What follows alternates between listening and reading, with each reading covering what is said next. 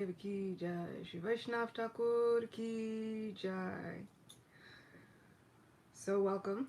Once again, we're with each other on this wonderful Ekadashi to be able to speak about two incredible personalities from the pastimes of Sri Chaitanya Mahaprabhu. I find it really interesting that we have these two personalities in particular, which will be Vamsivadana Thakura and Shyamananda Pandit. And we'll get into why they're both so interesting and why I feel that they're so interesting that their appearance days are coming in just a few days on the full moon of this spring month. But first, of course, we need our Mangala Charana. Om Ajnanatirmirandasya Gyananjana Shalakaya Chakshurun Militam Yena Tasmai Shri Guruve Namaha Shri Chaitanya Manobishtam Stapitam Yena Bhutale Swayam Rupa Kadamayam Dadati Swapadantikam Nama Om Vishnu Padaya Krishna Prishtaya Bhutale Srimate Bhakti Vedanta Swamini Tinamine Namaste Saraswati Deve Gauravani Pracharine Nirvishesha Shunyavadi Paschatya Desatarine Jaya Shri Krishna Chaitanya Prabhu Nityananda Shri Advaita Gadadhara Shivasadi Gaura Bhakta Vrinda Hare Krishna Krishna Krishna Hare Hare Hare Rama, Rama Rama, Hare Hare. Vancha kalpatarubhyascha kripa sindhubhya cha patitanam pavanebhyo vaishnavebhyo namo namaha.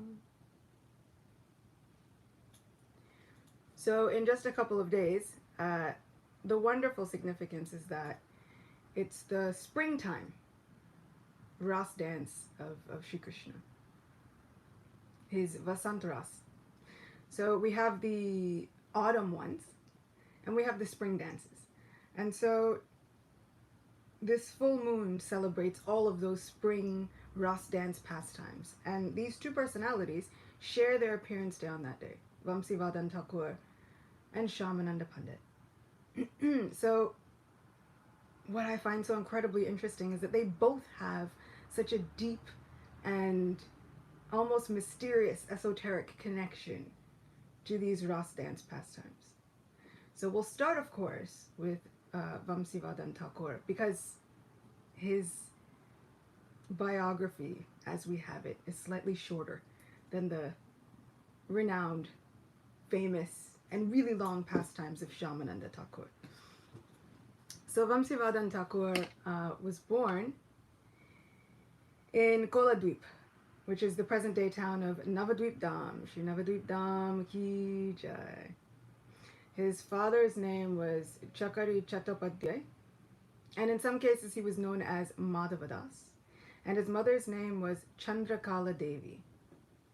So Sri Chaitanya Mahaprabhu travels through Kulia, and he travels and he decides that he will go back and forgive everyone who ever committed any mistakes ever. So Sri Chaitanya Mahaprabhu has taken sannyas at this point. He goes and he's traveling and he goes to Puri, but he comes back. And this place becomes known as Aparad Bhanjan. And we spoke about it before in the pastimes of Devananda Pandit. And he goes to Kulia, and during this time, he's staying at the house of Madhavadas. Some sources say he stayed there for 11 days. Some say he stayed there for 7 days, but he was there for a few days. And at that time, this place is known as Aparad Bhanjan because all of the aparads, all of the mistakes, all of the faults were completely forgiven. It becomes known as the place of amnesty, which I really love the poetry that accompanies the pastimes of Sri Chaitanya Mahaprabhu. So he goes to this wonderful place and he stays at the home of Madhavadas, and Sri Chaitanya Mahaprabhu is present and Advaita Acharya is present. And it is said that they are both present at that time at the birth of Vamsivadana Thakur. So Vamsivadana Thakur, he appears in this house, and he is known to be, according to Sri Gauraganadesh Dipika, which gives us all of the mystical insights into the previous personalities and the characteristics of all the Vaishnavacharyas. He is known to be the incarnation of Sri Krishna's Vamsi, or his flute. So this flute, also everything is spiritualized in Sri Vrindavan Dham. So no one wants to be left behind when Sri Krishna comes, in order to spread this love of God all throughout the planet, inundating the entire world. No one wants to be left behind. So many people, when they ask Sri Chaitanya Mahaprabhu, they said, you say you are Krishna, but Krishna always has a flute. Where is your flute? And so he often says, this mridanga is my flute. Sometimes we hear that even the Hare Krishna Mahamantra, this holy name, is known as the resounding flute song of Sri Krishna in Kali Yuga. But the flute in particular, that personality, his Vamsi, says, I don't want to be left behind. So he takes birth in Koladvip and is known as Vamsivadana Thakur. After Mahaprabhu, some say after the disappearance of Mahaprabhu, and some say immediately after Mahaprabhu takes sannyas. So even after he is born, grows up, everything happens very quickly, and he is sent to the home of Sachi Devi and Vishnupriya. And he's sent to them as a protector and servant. And so in that home of Sachimata and Vishnupriya, Vamsivadana Thakur engages himself in the worship of Sri Chaitanya Mahaprabhu and Sri Krishna. And he becomes so dear to Vishnupriya Devi. And he always helps her and Sachimata. And he tries to keep them enlivened and enthused, even in their immense separation from Sri Chaitanya Mahaprabhu. He was quite a profound poet, and he would write songs with deep mellows of devotion. He wrote one song describing the lamentation and the mood of separation that the devotees had upon Mahaprabhu taking sannyas. And that's such a deep pastime. Gaur Govinda Maharaj describes that particular pastime at great length. It's described at great length in Sri Chaitanya Bhagavat, in Sri Chaitanya Mangal, in Sri Chaitanya Charitamrita, and all of the Gaudiya Vaishnavas. They expertly describe this particular pastime of Mahaprabhu taking sannyas because it is so mysterious. But for us devotees, it's also quite sad. We spoke about Gopal Bhatta Goswami. Little Gopal, when he was a boy, Mahaprabhu stayed in his home. And he thought with such disappointment, I heard that Sri Chaitanya Mahaprabhu as Vishwambar would go dancing through the streets of Navadvip, through Nadia, with his Nagar Sankirtan, his street kirtan, and he would sing this Hare Krishna Mahamantra. But he would be decorated with a beautiful dhoti with lots of pleats. He would have long, curling, blackish hair. His face would be decorated with sandalwood. He would have a long, flowing garland with 5 kinds of flowers. He would be decorated with a top knot, with strings of pearls and gunja berries, all kinds of things, beautiful flowers. But now, I've been bereft of that vision. How could I have missed it? Now I see Mahaprabhu with a shaved head, no beautiful curling hair. He looks so austere. His body is very lean and thin, and he wears a shortened dhoti, the lungi of a sannyasi.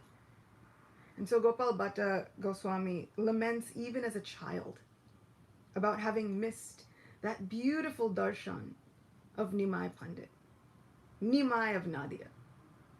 So much so that Lord Chaitanya appears to him in a dream and personally gives him this darshan. A dream that wasn't a dream. A dream that was more of a vision. And he appears to him in that form that the devotee desires to see most. And for me, it's such a wonderful lesson that Krishna is not hard-hearted. This is such a mysterious section where Mahaprabhu takes sannyas. There's such crying and lamentation.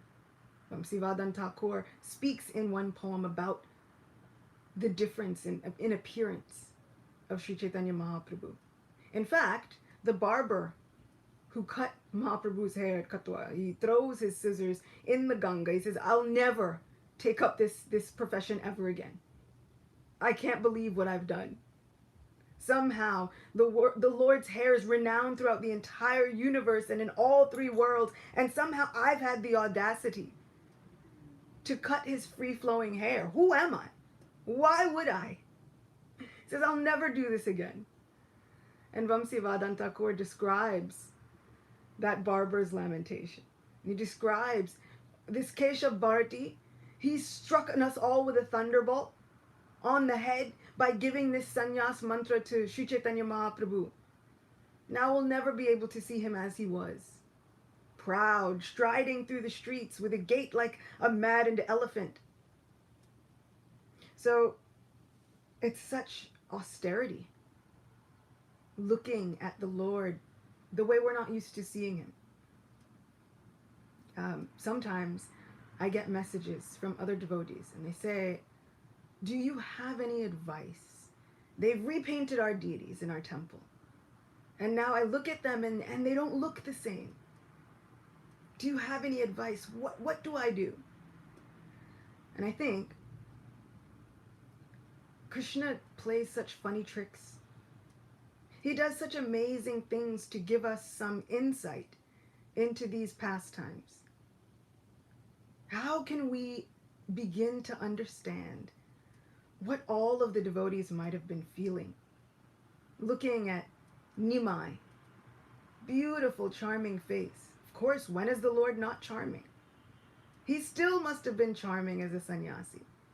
This handsome young man now taking up this austere life of tapasya. But he doesn't look the same. But we can get a little bit of insight if we've ever experienced looking at deities one way. And then even a new pujari comes in and dresses them a little differently. And we think, okay, this is going to take some getting used to. We've gotten used to looking at the color of the deity's hands a certain way.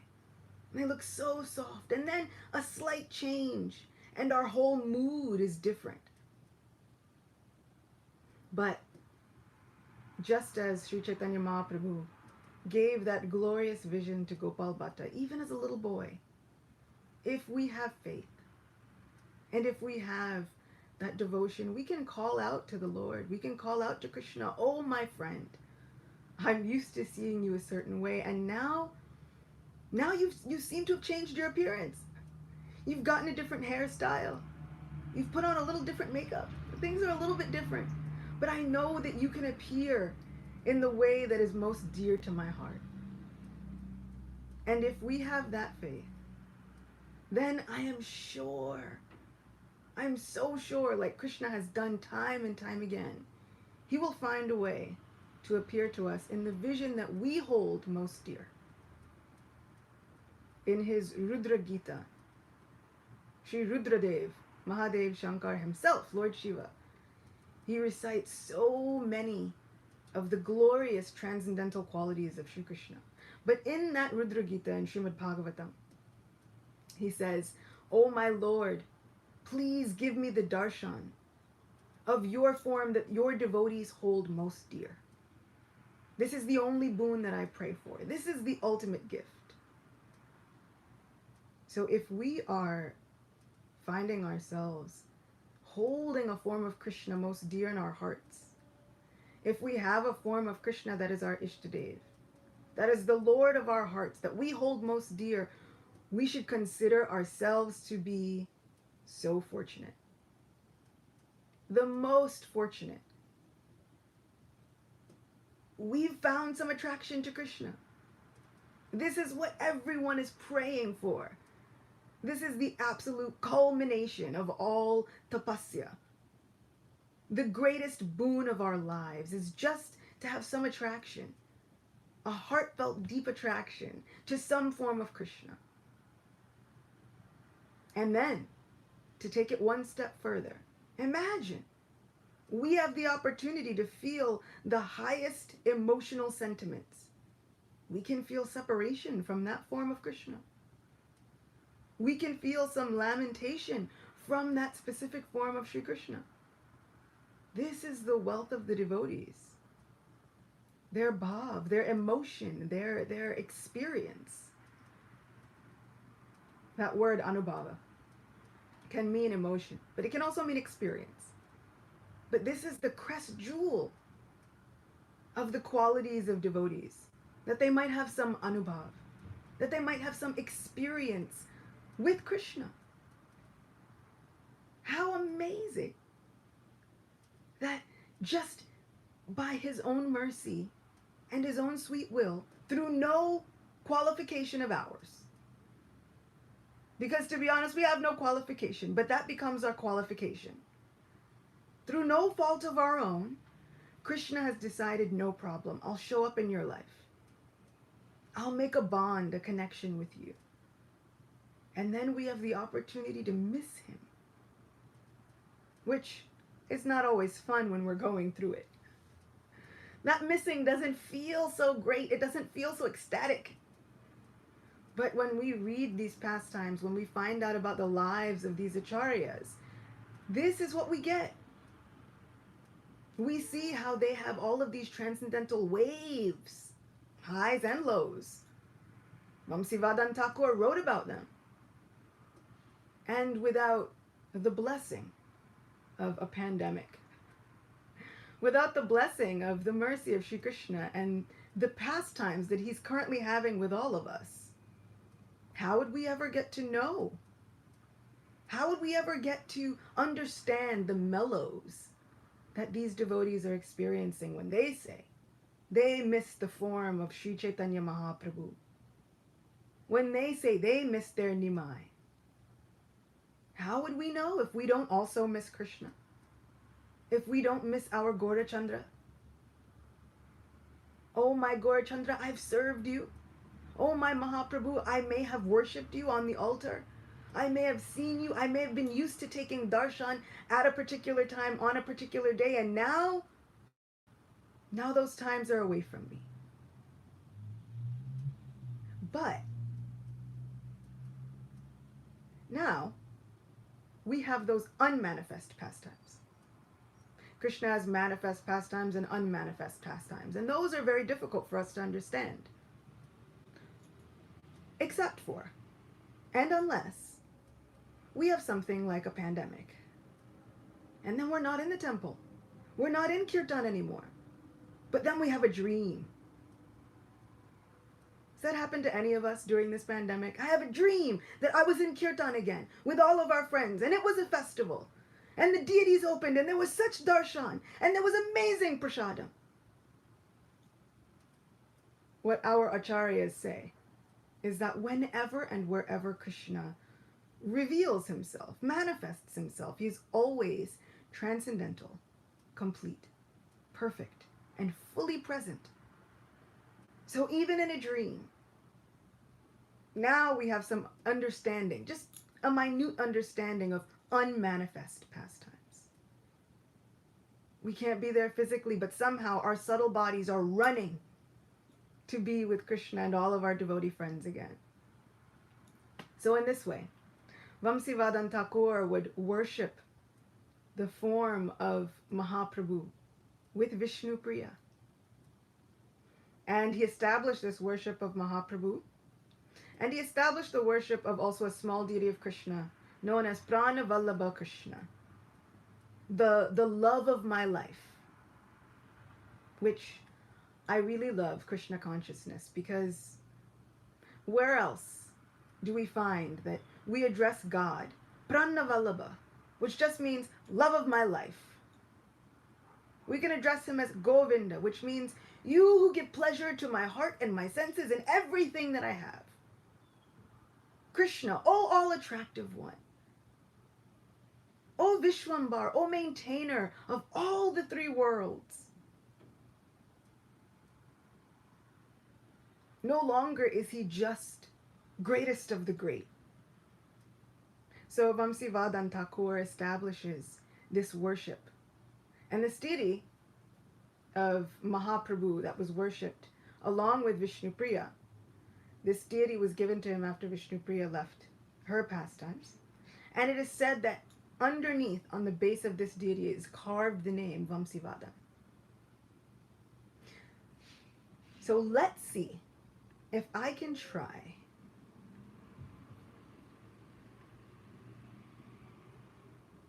this. Can we see? Do you see him? Can we see him? Is he there? There he is. So this is Dameshwar Mahaprabhu. And he's very wonderfully the deity who is worshipped by Vamsivadana Thakur and Vishnupriya Devi. And he's so sweet, so incredibly beautiful, just giving blessings and giving mercy, all the love of God. And he's often dressed in very unique ways. Sometimes he looks like this, where he almost looks like he just came home from a long day at work. You see his chutters hanging just beside him. Sometimes he's dressed in a wonderful kurta and a nice dhoti, and he just looks like, oh, I've just come home ready to have a nice evening meal. Sometimes he's dressed in a sari, manifesting so many unique pastimes. But this deity is the sweetheart of all of the Gaudiya Vaishnavas. So such a wonderful and unique deity. So that's the deity of Vamsivadana Thakur and Vishnupriya Devi. Now we have to move on to Shyamananda Pandit, who is an absolute favorite of all of the devotees. Shyamananda Pandit was so humble.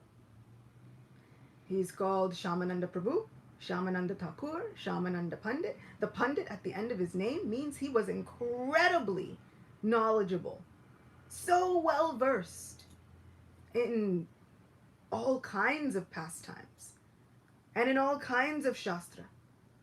And yet he displays such extreme humility.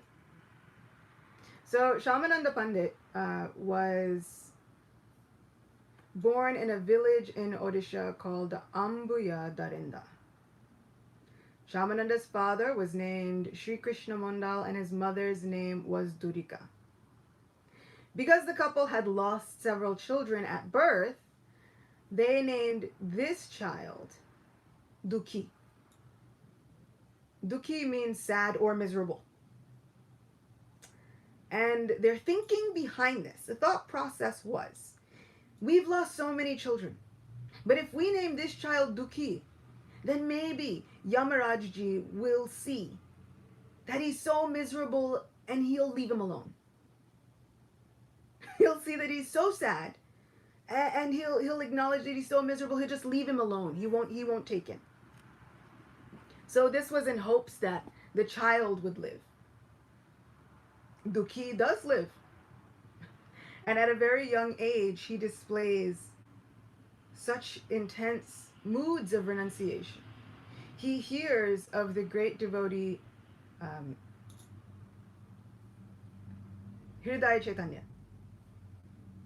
And he wants to go and take initiation from him.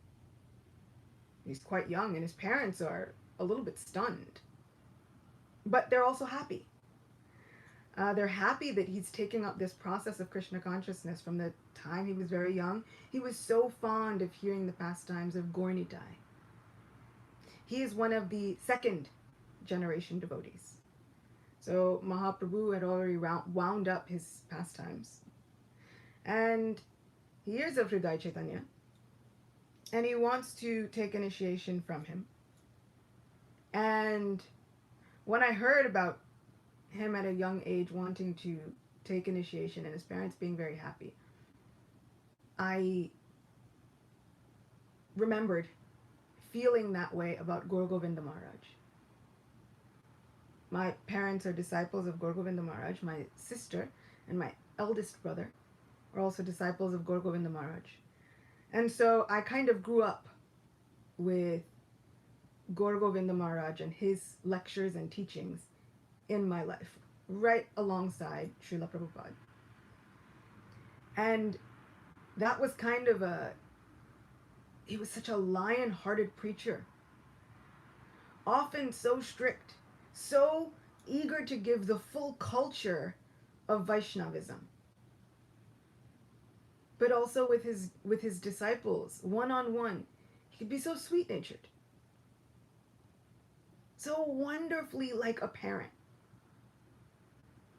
And so when I was about 10, I had asked my parents. I said, that's what I would like. I would like to take initiation from Guru Govinda Maharaj. So when Guru Govinda Maharaj was at the airport in New York, he was leaving New York.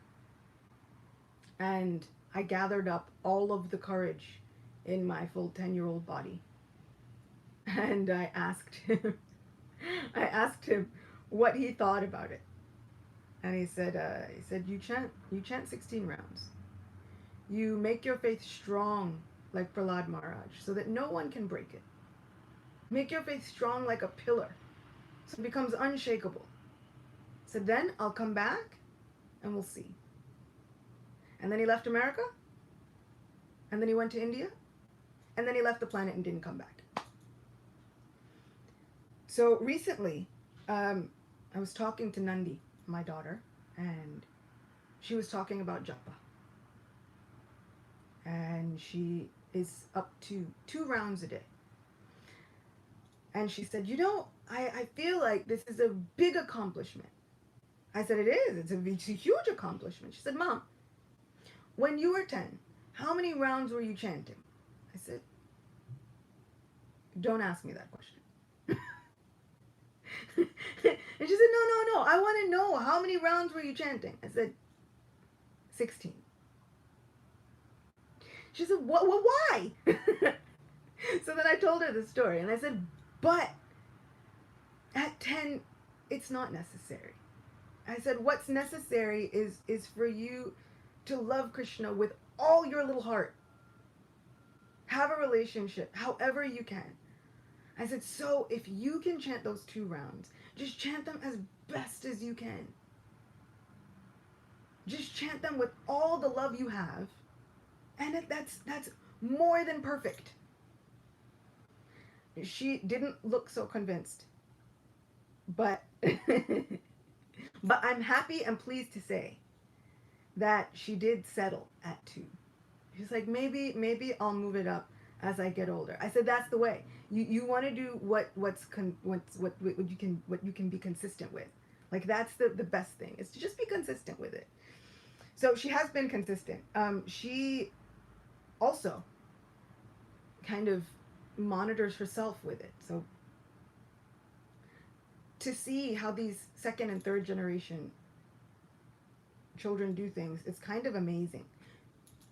Likewise, Shyamananda Pandit, 2nd generation devotee, he has from the very beginning an affinity for the glories of Gaur Nitai. So his parents give him permission, journeys to see Hridaya Chaitanya, and he's given this initiation. And he's given menial services to do. His example throughout his entire pastimes is he has very menial services that he's given. And my Guru Maharaj says he never complains. He does these services with all his heart, and he just continues to do them. He never says, can I do something else? Can I please focus on anything else? He just continues to do his service to the best of his ability. He's given the menial service to bring water, jugs of water, pots of water, for the service of Sri Krishna and his Guru Maharaj. And it's said that he would get so absorbed in bringing water that he wouldn't even keep a record of how many jugs of water he brought. Now, when I think about this, I think about myself. Would I be able to follow in the footsteps of such a great devotee? Just in doing your service and not even keeping track. I find myself trying to keep track of how many lectures I've given over every other week. I'm like, let's count it up. And just, give a little pep talk to myself about how great I am. What a good job I've been doing. Shyamananda Pandit didn't even keep track of how many jugs of water he was bringing. He was so absorbed in the pastimes of Sri Krishna, in thinking about Krishna. Can I say that I've been so absorbed in my service that I'm not even keeping track anymore? This is the goal. One day. So he was so absorbed in bringing jugs of water, and he would carry them on his head. And he would be so absorbed in thinking about Krishna that it was saying that he would get wounds from all the constant rubbing. Now, those wounds became open wounds, which then got infected with worms, which I also had the same face when I was listening to this pastime, which kind of looked a little bit like, ugh. And he was so absorbed in the service that he didn't care about the wounds, and he didn't even notice the worms. Now, I can only imagine that there must have also been a certain aroma that was emanating if it was infected and with worms. So one day, as he was going to see his Guru Maharaj, he puts down the jug. And as he puts down the jug, a worm also falls. His Guru Maharaj is thinking, what's this? And he looks as Shyamananda Pandit pays his obeisances, and he thinks, he's got these wounds and it's infected now. Shyamananda, what's happened? Shyamananda hardly notices. And his Guru Maharaj is so pleased that he feels such a surge of devotion within his own heart, thinking of how wonderful his disciple is. Now, I'm so grateful that the goal is not imitation, because I can't imitate that. But I can follow in the footsteps of the mood. I'd like to make my Guru Maharaj that proud of his disciple. And that's enough. It's enough for me to say, I hope to one day make my Guru Maharaj that proud. And luckily, imitation is not the goal. So, his Guru Maharaj, feeling such immense joy and gratitude for having such a disciple, he puts his hand on the head of Shyamananda and gives him all of his blessings. And through, it is said, a mystic potency, he cures Shyamananda of the wounds and the worms. Thank God. I was waiting for that moment, and I was listening. Indradyumna Maharaj gives such a wonderful lecture about the glories of Shyamananda Pandit, and he really draws this point out. So I was really kind of waiting with anticipation, with bated breath, like, please tell me he's going to cure him of the worms and the wounds. Finally, when he does, I was thinking, thank you. So he cures him. And Indradyumna Maharaj, he makes a very poignant statement that all of these mystic potencies and siddhis are given to pure devotees, but they often don't show them. Pure devotees would rather be known for their preaching of the glories of Sri Krishna and the holy names than to be known for some mystical powers. But it should be understood that they have them. And sometimes, on rare occasions, those mystic potencies will show themselves. And I remember thinking about these kinds of mystic potencies. And I remember I would reflect about how they would show up in the life of Srila Prabhupada in very unique ways. Being able to write volumes and volumes and volumes of books in such a short amount of time is nothing short of mystical. That's a mystical potency.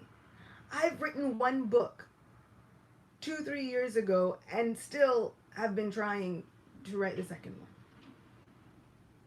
And in that amount of time, Srila Prabhupada would have written 9 volumes of Sri Chaitanya Charitamrita and gone on to write several volumes of Srimad Bhagavatam. Translation, commentaries. My small book was 230 some odd pages long. That's just a fraction of a portion of 1 volume of Srimad Bhagavatam. And Srila Prabhupada had realization after realization after realization pouring forth. It's unfathomable. Looking at the daily schedule of our acharyas like Srila Bhaktivinoda Thakur and Srila Prabhupada, looking at the amount of time that they would not spend sleeping, looking at how they would maintain their lives on a strict diet, all kinds of things. These are mystic potencies. This is nothing short of miraculous.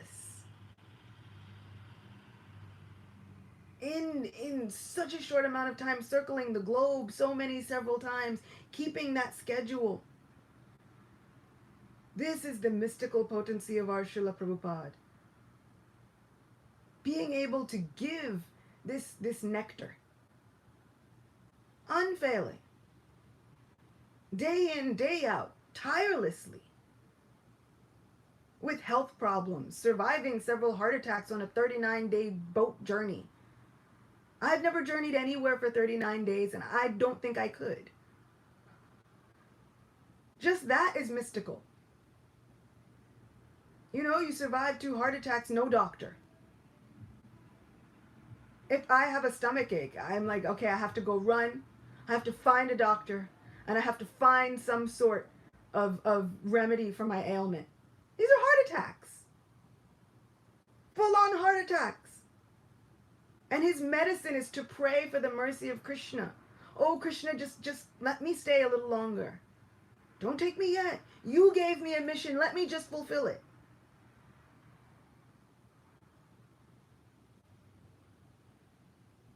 I had a neck pain just last week. And I was putting Tiger Balm on it and heating patches, and I was doing all kinds of funky stretches and trying to figure out how to fix my neck. But not one time did I say, oh Govinda, you've given me a service. Just relieve the neck pain so that I can do my service. In fact, at one point, I was like, you know what? If the neck pain doesn't go, just take me now. You know, do your thing. Lord, I surrender to the neck pain. That's it. It was just a neck pain. I think I slept wrong. Srila Prabhupada, whole heart attacks. This is the mystical potency that I definitely don't have. So once again, thankfully, imitation is not the goal. Because in no way, shape, or form can I imitate, but I can appreciate. I can appreciate Srila Prabhupada's mystical potency. I can appreciate Shyamananda Pandit's mystical potency for being absorbed in the glories of Krishna Katha. So Shyamananda Pandit one day says to his Guru Maharaj, I yearn to go to Vrindavan. And interestingly enough, he had been serving for some years. Finally, his Guru Maharaj says, all right, I give you clearance, you can go. And he's able to go to Vrindavan, and Indradyumna Maharaj points out that these trips to the holy Dham, even the worship of Radha Krishna, because when he gets to Vrindavan, he's very quickly initiated into the worship of Shri Radha Krishna. This worship of Radha Krishna, these trips to the holy Dham, can't be taken lightly. Devotees have served and served for years just to get that yearning to go. And I was thinking that over 50 years ago now, on the day of Ram Navami, Srila Prabhupada at 26 2nd Avenue, he installed small brass Radha Krishna deities. And he worshipped them there at 26 Second Avenue for some time. And then he took them into his room. He was saying that the space at 26 Second Avenue, and if any of you have ever been there, the space is quite small, it's narrow. And there wasn't quite enough room for those Radha Krishna deities to be worshipped. There was also Jagannath. And so Radha Krishna had their separate altar, but it was too close to the bathroom. And so he takes the deities up to his room and he worships them there for some time until places are moved, establishments get bigger, and then he brings them back out. Those same deities are worshipped today at the Brooklyn Temple on the altar of Shri Shri Radha Govinda Mandir. I have personally served those deities. I've personally put them to sleep, held them in my arms, looked at them, talked to them, spoken, had conversations, powwows. And when I was listening to Indradyumna Maharaj speak about how we can't take it lightly, how Shyamananda Pandit worshipped for so long, just firmly having devotion to his Guru Maharaj before he was initiated into the worship of Shri Shri Radha Krishna. And I was thinking, Srila Prabhupada did such an amazing thing. He brought this realm of Vrindavan all over the world. He gave us Radha Krishna. Once again, through no qualification of our own, but just through the mercy of the pure devotees. Such an incredible heart. Thinking, this is our wealth. This is the Lord of my life, our Prana Vallabha. And he didn't hoard him within his heart. You know, I often think if I had all this opulence and wealth and the treasure of divine love, I might, not tell everybody about it. Keep it to myself. For a rainy day, just count up my earnings. Srila Prabhupada gave it so freely. This is our fortune. This is our absolute blessing. And because I've been given free rein to go over time, I will one last pastime of Shyamananda Pandit, possibly the most famous pastime that Shyamananda Pandit is known for. We'll see how quickly we can tell it. Shyamananda Pandit was engaged in worshipping the pastime places of Shri Shri Radha Krishna. And like we said, he was given very menial services. So one of his menial services he was given was to sweep the dust of Braj. Pastime places. And he was sweeping them. And he did it happily, with such gratitude. Never asked for a different service. This is something that anybody could do. Like, you don't have to necessarily be so advanced to sweep. But he did it with all of his heart and soul. And he was a Pandit. He had been personally taught the pastimes of Radha Krishna. He was given unto the care of Srila Jiva Goswami. So he was personally taught the pastimes of Radha and Krishna. He was personally taught all of their lessons and realizations and the meanings of the Goswamis of Vrindavan, all of their purports he was taught. He knew them all, and yet his main service was sweeping. And he did it with such a grateful heart. My Guru Maharaj says his gratitude endeared him to the king and queen of Vrindavan so much that he got their unlimited blessings in such a unique way. One day, it is said that in their unmanifest pastimes, see, it came back, the unmanifest pastimes that are always occurring in Seva Kunj, it is said that nightly the rasa dance is occurring.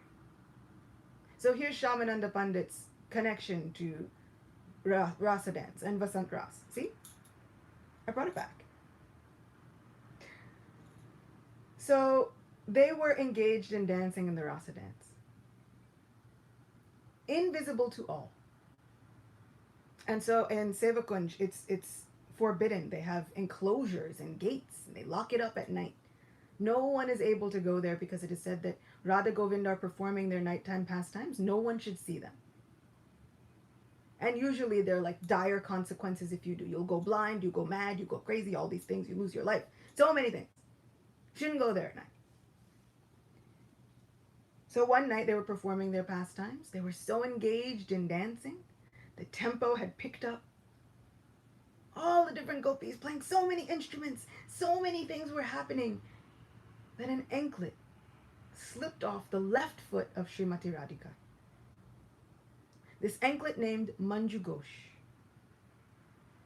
A golden anklet studded with sapphires. And they go to sleep. They awaken. Srimati Radhika is quite bashful and quite shy, having awoken in the midst of not only Govindaji, but all of the gopis. They hurry home, and suddenly they realize that she's forgotten her anklet. Morning comes, and Shyamananda Pandit goes for his usual sweeping duties. But somehow he realizes that in that assembly in Sevakunj, there are more flowers scattered than usual. He thinks it's unusual, not normally this many flowers, but no problem. He sweeps. And he realizes that the birds are singing with such renewed vigor, with such enthusiasm. He thinks, oh. But he keeps sweeping. And as he's sweeping, and some sources say that he had like a spade that sometimes he would use if there was something stuck within the earth. He would dig that up and then sweep that area so that the soft lotus feet of Shri Shri Radha Govinda, their tender feet, would not be troubled when they come to dance nightly.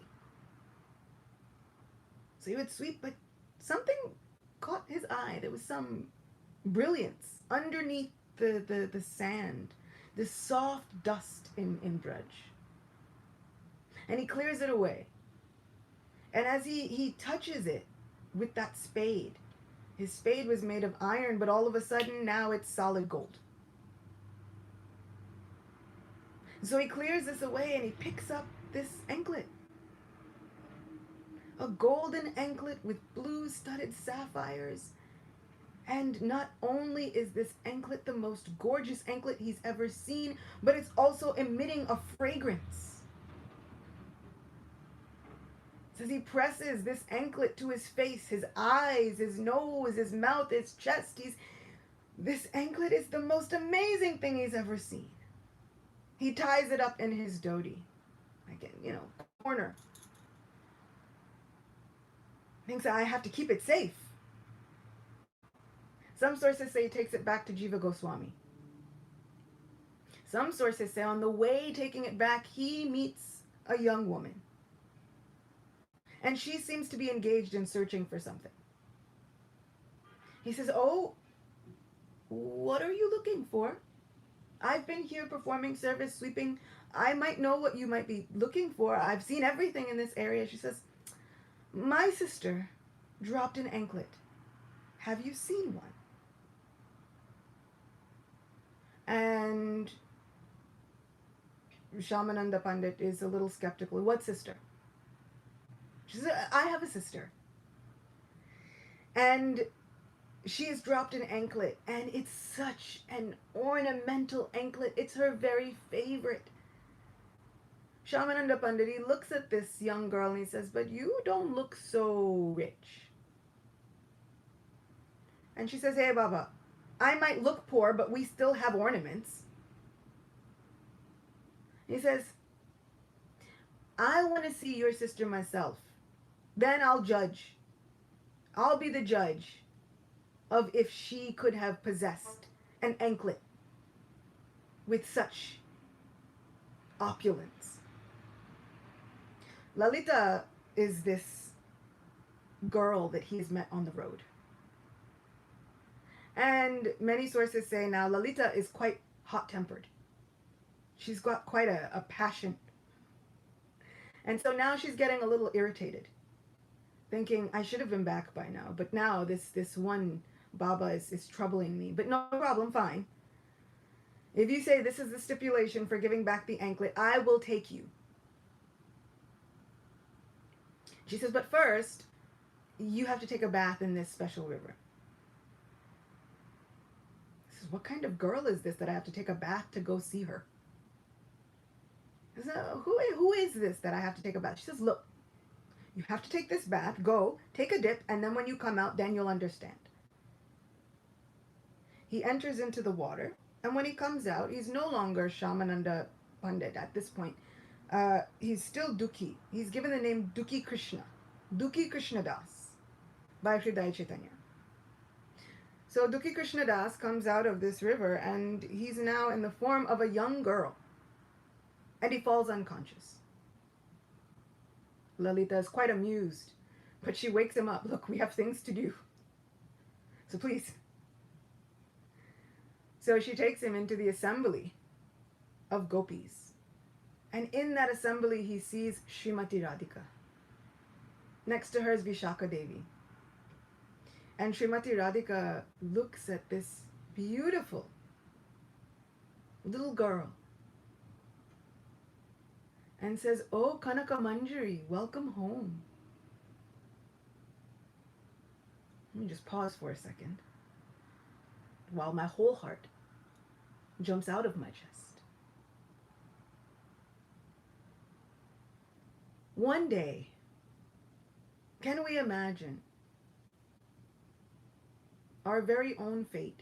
One day our chanting, our bhajan, our worship of Sri Krishna, heartfelt, will bring us to the place where we will hear our own name. And the gopis say, welcome home. So they say, Kanaka Manjari, welcome home. And this Kanaka Manjari falls unconscious again. Much to the pleasure of all of the gopis. But they awaken this Kanaka Manjari. And Kanaka Manjari sees Srimati Radhika and he says, oh, now he understands. Lalita says, here's my sister. Now do you think she could be in the possession of this opulent anklet? Kanaka Manjari has no doubts. Please take your anklet. Please have it. It is yours. And many sources say that at that moment, Sri Radhika takes the anklet. Oh, thank you. I've been looking for this. My very favorite. And she presses the anklet to the forehead of Kanaka Manjari, and it leaves a very unique tilak. And she says, oh, Kanaka Manjari, please keep this tilak always. Never remove it. And it's said with her very own hands, she takes camphor, sandalwood paste, and saffron, and she grinds it with moonstone. And she uses that to make a mark, a dot, a little bindi, right in the center forehead. And she tells Kanaka Manjari, now it's time for you to go back. Kanaka Manjari says, how? How can I leave you? Why would I ever want to leave you? Please. I need to stay forever. She says, you have to go back. But from this day forward, you shall be known as Shyamananda. Because you have given such ultimate bliss and pleasure to Shyama, Srimati Radhika, you will be known as Shyamananda. And the name Shyamananda is mystically inscribed on the chest over the heart of Shyamananda Pandit. And she says, because you don't want to go back, and you need a reminder, I will give you a gift. And she manifests a beautiful, sweet little deity of Shyam Sundar. She says, you worship this deity of Shyam Sundar, and in this way you will always be with me. She gives that deity to Shyamananda. Shyamananda Pandit comes back to external consciousness. He's back in his male body. back in Sevakunj. And he is kind of forbidden from telling anyone about these proceedings. He goes to Jiva Goswami, and Jiva Goswami sees this new tilak, and he sees the name of Shyamananda inscribed over the heart of Shyamananda Pandit. He says, what is this? But Jiva Goswami is forever engaged in the pastimes of Shri Radha Krishna. And so he also understands what has happened. And he embraces Shyamananda. Some say he embraces Shyamananda, he smells his head like his own affectionate child, he kisses him on the forehead. He says, how fortunate are you? I never want to leave your association. You are so fortunate. You have seen Srimati Radhika and you've been so dear to her that she herself has given you the name Shyamananda. But Jiva Goswami is forbidden from telling anybody about this too. Word spreads that Dukhi Krishna Das has taken a new name, Shyamananda Pandit. And he's wearing a very unique tilak. Doesn't look like any of our Gaudiya Vaishnava tilak. Sridhar Chaitanya hears of this and he's quite angry. He thinks, I've given everything I can to my disciple. Wants to make sure his disciple's not veering off into some unventured speculative path of worship. He says, now he's taken a new name? What is this? Finally, he sees Shyamananda. He says, what are you doing? How could you have done all of this away from my supervision? I've tried to give you everything. And now you've gone far ahead and beyond your spiritual master. This is not done. Shyamananda Pandit bitterly weeps. He cries. He says, Guru Maharaj, I don't know what to do. I will follow whatever you want. Whatever decision you think is right, you tell me. And so Hridaya Chaitanya makes the decree. You should remove this unorthodox tilak this moment. Go back to your other name, Dukhi Krishna. Many sources say that Shyamananda Pandit himself tried to remove the tilak. Some sources say that Hridaya Chaitanya tried to remove the tilak.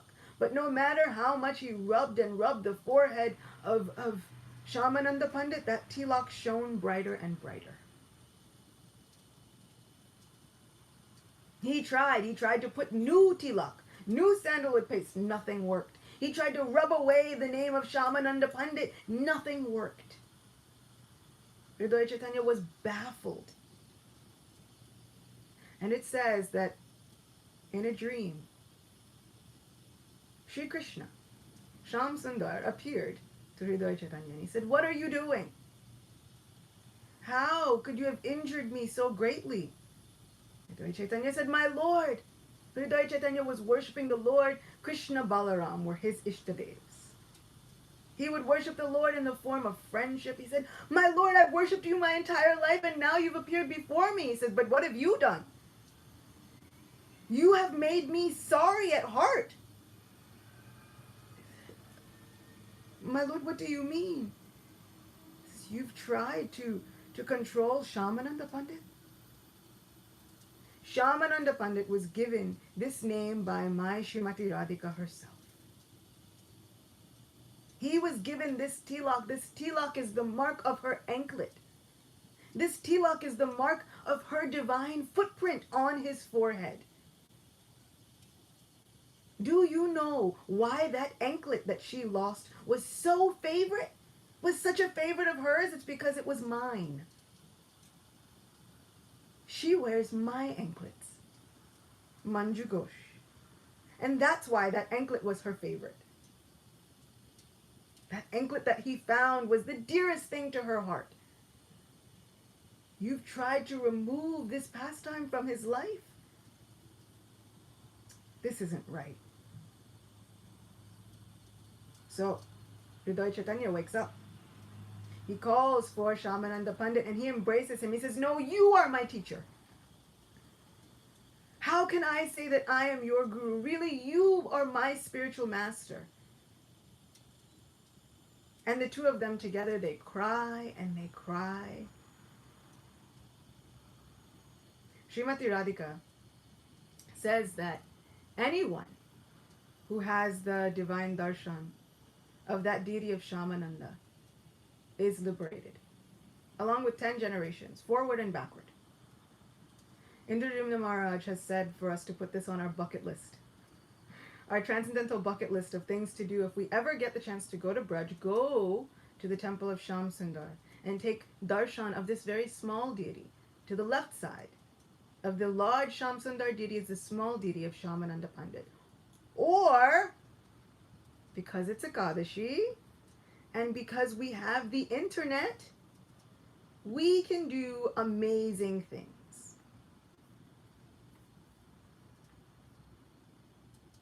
So let's see. This is the deity of Sham Sundar that was worshipped by Shyamananda Pandit, given to him, manifested from the very heart of Srimati Radhika. And if you can see, he has a very unique tilak. That is the tilak of the Shyamanandis. Shyamananda Pandit, he becomes a very renowned preacher himself. And people go mad to hear the pastimes of Shri Shri Radhakrishna from him. And they all become known as Shyamanandis, those followers of Shyamananda. And they all have that very distinct tilak. So it goes almost to the tip of the nose, no tulsi leaf at the end, very straight up. And you can see how it could have been the mark of her anklet. So this is the symbol of the footprint of Srimati Radharani on the forehead of Shyamananda. So this is our blessing for all of us today. We get this darshan, this wonderful darshan, which has the power to amazingly liberate not only us, but generations of our family members along with us, both sides. This is the mercy that we get from remembering the pastimes of the Vaishnava Acaryas. I'm so grateful that Shri Shri Radha Muralidhar has chosen me. And I said, please come, talk about our people.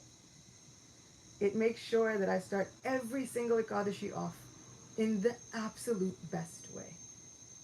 In the association of so many devotees, speaking the glories of so many devotees, somehow endearing ourselves to Shri Shri Radha Muralidhar and Shri Shri Radha Govinda. So thank you very, very much. I look forward to being with everyone the next Ekadashi so that we can have more of these exciting pastimes. That's just the tip of the iceberg of the pastimes of Shyamananda Pandit.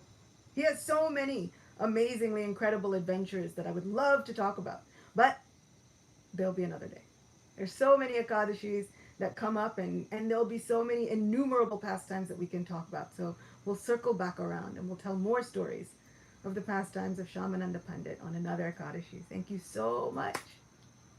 I'm praying for your blessings and your good wishes so that somehow or other I can follow in the footsteps and make my Guru Maharaj proud. Always tell the fun adventures of Sri Krishna Chandra and all of his friends. Thank you, thank you, thank you. Haribol, thank you so much, Ashita Gopi.